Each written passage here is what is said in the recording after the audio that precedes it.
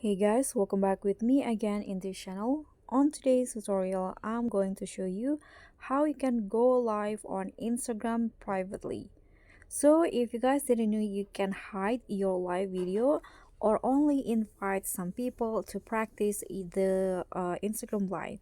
So here what you need to do is just swipe until you open the Instagram camera like this, and after that just swipe to the live section. And to start a live Instagram live privately, you can just click on the audience options in here. Oops, click on the audience, and here instead of choosing public, you can just select practice, so you can go live by yourself or with others to practice. Nobody will be notified, and you can change the audience when you are ready. So here click on set audience, then just set the audience yourself. Okay, you can just start uh, your live clicking on this to start the live video.